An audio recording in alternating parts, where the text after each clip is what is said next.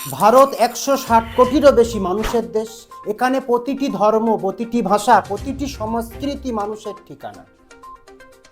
কিন্তু আজ কিছু মানুষ একটি সংখ্যা গুনতে শিখিয়েছে।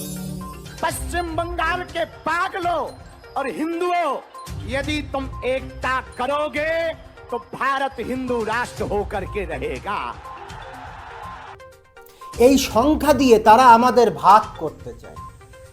जब भारत के परिवर्तन प्रगति का नियम है, भारत का 1/3 लोग भारत हिंदू राष्ट्र की मांग करेगा, मस्तक पर तिलक लगाएगा तो संविधान में सुधार होगा और भारत हिंदू राष्ट्र। আমাদের ভয় দেখাতে চাই। এই ভিডিও সেই ভাইদের মুখোমুখি দাঁড়ানোর, সত্যর মুখোমুখি হওয়ার কারণ। সত্য কখনো শুধু সংখ্যা নয়, সত্য হলো ন্যায়, সত্য হলো ইতিহাস, সত্য হলো আমাদের সংবিধান। আজ আমরা দেখব সংখ্যার পিছনের সত্য এবং ধর্মগ্রন্থগুলো আমাদের কি বলে। ২০১১ সালের জনগণনা অনুযায়ী ৭২ থেকে ৭৫% হিন্দু, ২৫ থেকে ২৮% মুসলমান, খ্রিস্টান ৩%, শিখ 2%, বৌদ্ধ 2%, জৈন 1%, অন্যান্য 1%। সনাতনী আলাদাভাবে গণনা করা হয় না, হিন্দু ক্যাটাগরির মধ্যেই পড়ে। ভারতীয় সংবিধান হিন্দু শব্দটি ব্যবহার করে, যা সনাতন ধর্মাবলম্বীদের বোঝায়। এর মধ্যে পার্থক্যটাই প্রোপাগান্ডার প্রথম ধাপ। সংখ্যাকে বড় করে ভয় তৈরি করা। যারা বলে ভারত হিন্দু রাষ্ট্র হবে, তারা কি সনাতন ধর্মের মূল পাঠ ভুলে গেছেন? তোমাদের উদ্দেশ্য এক হোক, হৃদয় এক হোক, মন এক হোক, যাতে তোমরা একসাথে সুন্দরভাবে বাস করতে পারো। যেমন পাখিরা একসাথে বাস করে, তেমনি মানুষ একে অপরের সাহায্যে অপরত্ন লাভ করে। মহাত্মা গান্ধী কি বলেছিলেন? সর্বধর্ম সমভাব। তিনি বলতেন ঈশ্বরের অনেক নাম এবং অনেক পথ আছে, কিন্তু ঈশ্বর এক। স্বামী বিবেকানন্দ কি বলেছিলেন? আমি ভারতের সেই ধর্মকেই চাই যে দারিদ্রকে খাদ্য দেয়। সেখানে সকল ধর্মের মানুষের জায়গা হবে। তাহলে কারা এই দাবি করছে? তারা কি রাম বা কৃষ্ণের থেকেও বড়?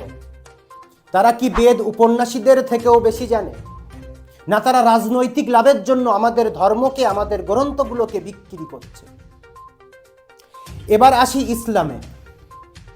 যেভাবে জিহাদ শব্দটি ভুলভাবে ব্যবহার করে একটি সম্প্রদায়কে সন্ত্রাসী বানানোর চেষ্টা হয়, আসুন শুনি কুরআনে কি বলে। সূরা আল বাকারা 256 নম্বর আয়াত। দিনের ব্যাপারে কোনো জবরদস্তি নেই। সূরা আল মাইদা, যে কেউ একজনকে হত্যা করলো, সে যেন সমগ্র মানব জাতিকে হত্যা করলো, এবং যে কেউ একজনকে জীবন দান করলো, সে যেন সমগ্র মানব জাতিকে জীবন দান করলো। জিহাদ, যার অর্থ চেষ্টা করা বা সংগ্রাম করা, এর সর্বোচ্চ রূপ আল জিহাদুল আকবর বা নফসের বিরুদ্ধে জিহাদ, নিজের কুপ্রবৃত্তির বিরুদ্ধে সংগ্রাম। রাসূল সাল্লাল্লাহু আলাইহি ওয়াসাল্লাম বলেছেন, তোমাদের নিজের নফসের বিরুদ্ধে জিহাদই সর্বশ্রেষ্ঠ জিহাদ। ভারতীয় ইসলামের রূপ। ভারতে ইসলাম গ্রহণ করেছেন প্রধানত সুফি সাধকদের মাধ্যমে, যেমন খাজা মঈনুদ্দিন চিশতি, নিজামুদ্দিন আউলিয়া, বাবা ফরিদ। দরগা আজও সকল ধর্মের মানুষের মিলনস্থল। এরা ছিলেন শান্তি ও প্রেমের দূত। Doctor B R. আম্বেদকর, ডাক্তার রাজেন্দ্র প্রসাদ, মাওলানা আব্দুল কালাম আজাদ, এই মহান ব্যক্তিরা মিলে যা সংবিধান রচনা করেছেন, তা সমস্ত নাগরিককে সমান অধিকার দিয়েছেন। কোনো দ্বিতীয় শ্রেণীর নাগরিক তৈরি করেন। শিখ ধর্মে কি বলেছে? মানুষ কি জাত সইব ওইকে পহিচানিব। সকল মানুষের আত্মা এক। গুরু গোবিন্দ সিংহ তৈরি করেছিলেন খালসা, যা ছিল নিপীড়িত সকল ধর্মের মানুষের রক্ষার ঢাল। গৌতম বুদ্ধ বলেছেন, জয় করো ক্রোধকে অক্রোধ দিয়ে। সম্রাট অশোকের ধর্মীয় সহিংসতা আজও ভারতের প্রতীক। সংবিধান আমাদের শেষ অস্ত্র, শেষ আশ্রয়। ধর্মনিরপেক্ষতা মানে কি? রাষ্ট্রের নিজের কোনো ধর্ম নেই, রাষ্ট্র সকল ধর্মকে সম্মান, মর্যাদা ও সুরক্ষা দেবে।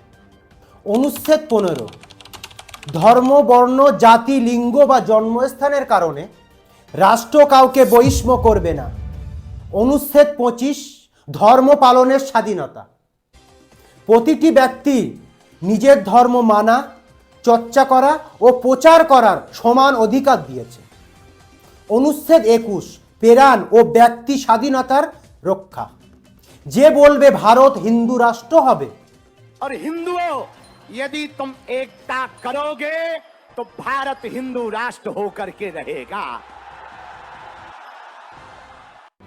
और सिर में मारो, अब सिर में भरा भर मारो, अच्छे से इसके सिर में मारो जरा, गला पकड़ इसका, गला पकड़। आयरो जग जाओ, अब सब हिंदू अपने हाथ में हथियार उठा लो और कह दो हम सब हिंदू एक हैं। अब उन्हें पता ही नहीं कि हम बाबा है ही नहीं, हम तो ढाबा हैं। সে সরাসরি সংবিধানের প্রস্তাবনা 14, 15 ও 25কে অস্বীকার করেছে। সে বিদ্রোহী নয়তো কি? আমরা সেই জাতি যারা 1857 সালে একসাথে লড়েছে। আমাদের সেই দেশ যেখানে ভগৎ সিং, সুখদেব, রাজগুরু একই ফাঁসির মঞ্চে গিয়েছে। তারা জিজ্ঞাসা করেনি তোমার ধর্ম কি। আমরা সেই সভ্যতা যেখানে আকবর দিন ইলাহি নয় বরং সর্বধর্ম সম্মানের কথা বলেছিলেন। আমরা সেই মানুষ যারা একসাথে এক বাসে চড়ি, এক অফিসে কাজ করি, এক হাসপাতালে চিকিৎসা নিই। ভারত হিন্দু রাষ্ট্র হবে? আমরা তাকে এবং তার মতো সবাইকে জবাব দিই। হিন্দু রাষ্ট্র নয়, আমরা চাই মহাত্মা গান্ধীর রামরাজ্য। হিন্দু রাষ্ট্র নয়, আমরা চাই আম্বেদকরের সাম্যবাদী ভারত। হিন্দু রাষ্ট্র নয়, আমরা চাই স্বামী বিবেকানন্দের দারিদ্র নারায়ণ সেবিত ভারত। হিন্দু রাষ্ট্র নয়, আমরা চাই সংবিধানের ভারত। আপনি কে? भारत में तनातनी चाहते हो या सनातनी चाहते हो? तो बात की करो विदाई, हम सब हिंदू, हम सब हिंदू, हम सब हिंदू। जो राम का नहीं वो किसी, जो राम का नहीं वो किसी। আপনি যদি সনাতনী হন তবে বেদ উপনিষদের সর্বজনীন বার্তা কি মনে রাখুন। আপনি যদি ভারতীয় হন তাহলে সংবিধানের 25তম অনুচ্ছেদটি মনে রাখুন। ভয় পাবেন না, জ্ঞানে আত্মবিশ্বাসী হন। সংবিধান হাতে নিন, কথা বলুন। কারণ এই দেশ আমার, আপনার, সবার। এটা কোনো ধর্মের একার জায়গা নয়, এটা আমাদের সকলের জায়গা।